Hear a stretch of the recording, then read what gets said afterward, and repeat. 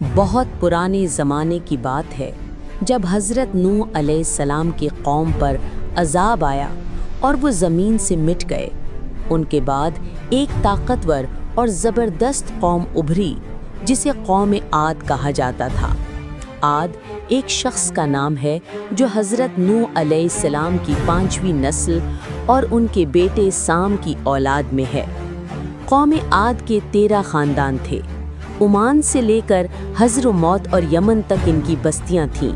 ان کی زمینیں بڑی سرسبز و شاداب تھیں۔ ہر قسم کے باغات تھے۔ رہنے کے لیے بڑے بڑے شاندار محلات بناتے تھے۔ یہ لوگ عرب کے علاقے احقاف یعنی ریتیلے ٹیلوں اور وسیع صحراؤں میں رہتے تھے۔ ان کی بستیوں کے محل، بلند و بالا ستونوں والے گھر اور شاندار عمارتیں دیکھ کر لوگ حیران رہ جاتے۔ قرآن کریم انہیں ارم ذات العماد کہہ کر یاد کرتا ہے، یعنی ایسے بڑے ستونوں والے شہر جو اس سے پہلے کسی نے نہ بنائے تھے۔ قوم عاد کو اللہ تعالیٰ نے جسمانی طاقت اور دولت کی فراوانی عطا کی تھی۔ وہ لمبے قد کے مضبوط جسم کے مالک، لیکن جتنا اللہ نے انہیں دیا اتنا ہی وہ غرور اور تکبر میں بڑھتے گئے۔ آہستہ آہستہ انہوں نے اللہ کو بھلا دیا، بتوں کی پوجا شروع کر دی اور کمزوروں پر ظلم کرنے لگے۔ ان کی اصلاح کے لیے اللہ تعالیٰ نے حضرت ہود علیہ السلام کو نبی بنا کر بھیجا۔ ہود بھی انہی میں سے تھے، شریف، بردبار اور دیانتدار شخصیت کے مالک۔ آپ نے اپنی قوم کو نرمی اور محبت سے سمجھایا، اے میری قوم، اللہ کی عبادت کرو، اس کے سوا تمہارا کوئی معبود نہیں، میں تمہارے لیے بھلائی چاہتا ہوں۔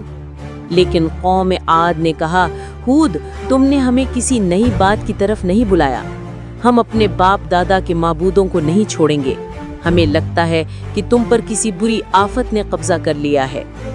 حضرت ہود نے جواب دیا، میں تو اللہ کا بھیجا ہوا ہوں، میں تمہاری خیر خواہی کرتا ہوں، اگر تم باز نہ آئے تو تم پر اللہ کا عذاب آئے گا۔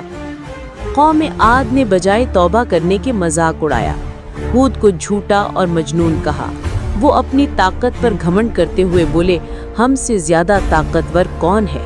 ہمارے محلوں اور ستونوں کو دیکھو، ہمیں کچھ نہیں ہو سکتا۔ حضرت ہود مسلسل سالوں تک نصیحت کرتے رہے، مگر ان کے دل نرم نہ ہوئے۔ آخرکار جب وہ اپنی ہٹ دھرمی سے باز نہ آئے تو اللہ تعالیٰ نے ان پر ایک شدید عذاب نازل فرمایا۔ سب سے پہلے ان کی زمین قحط زدہ ہو گئی، 3 سال تک بارش رک گئی، کھیت سوکھ گئے۔ حضرت ہود نے کہا، اب بھی توبہ کر لو، اللہ تم پر بارش برسائے گا اور طاقت بڑھائے گا، مگر وہ پھر بھی نہ مانے۔ پھر ایک دن آسمان پر ایک سیاہ بادل نمودار ہوا۔ قوم عاد خوش ہو گئی کہ بارش آئے گی، لیکن وہ بادل دراصل عذاب لے کر آیا تھا، ایک زبردست سرد آندھی۔ قرآن میں ریحن سرسر کہا گیا ہے، 8 دن اور 7 راتوں تک چلتی رہی۔ یہ آندھی اتنی تباہ کن تھی کہ ان کے اونچے محل، بڑے ستون اور مضبوط جسم سب خاک میں مل گئے۔ صرف حضرت ہود اور ان پر ایمان لانے والے چند لوگ ایک محفوظ مقام پر بچے۔ جب ان کی قوم پر عذاب آیا تو ہود علیہ السلام اور ان کے رفقا نے ایک حظیرہ یعنی گھیر میں پناہ لی۔ یہ عجیب بات تھی کہ اس طوفانی ہوا سے بڑے بڑے محلات تو منہدم ہو رہے تھے، مگر اس گھیر میں ہوا نہایت معتدل ہو کر داخل ہوتی تھی۔ ہود علیہ السلام کے سب رفقا عین نزول عذاب کے وقت بھی اسی جگہ مطمئن بیٹھے رہے، ان کو کسی قسم کی تکلیف نہ ہوئی۔ قوم کے ہلاک ہو جانے کے بعد مکہ معظمہ میں منتقل ہو گئے اور پھر یہیں وفات پائی۔